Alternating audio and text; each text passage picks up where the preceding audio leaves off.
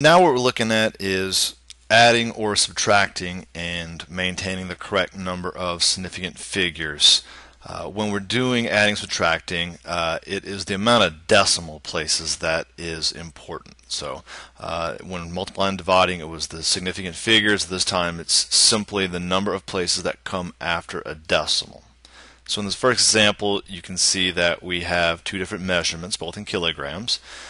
The first measurement, 298.01 kilograms. Well, after the decimal, there are two different decimal places, 1 and 2. And the second measurement, 34.112 kilograms. After the decimal, there are 1, 2, 3 different places. So we're looking for the least number of decimal places in any of the measurements. We can see that the first measurement having 2, that's the number of decimal places that we will round our answer to. So at this point we just go ahead and add these in our calculator. 298.01 plus 34.112. So the calculator returns 332.12. However, we only needed 2 decimal places, so 1, 2.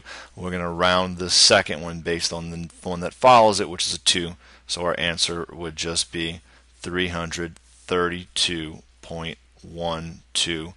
Make sure we keep the same units, must have units, kilograms. Okay. Take a look at the second one. Here, remember, it is the actual number of places that come after the decimal. Now, in this first one, it's 0.0010 meters. Well, it's tempting to look at that and say, well, there's only 2 significant figures, and that is true. However, with adding and subtracting, it is purely the number of places that come after the decimal. It doesn't matter if they're significant or not. So this one has 1, 2, 3, 4 significant figures. Decimal places, and this one has 1, 2 decimal places. So 2 being less than 4, our answer will be rounded to 2 decimal places. So we can type 0.0010 minus 0.11, and we can see that we get a negative answer this time because the first measurement was smaller than the second, and we need 2 decimal places, so 0.109, we're rounding to that 0, the second place.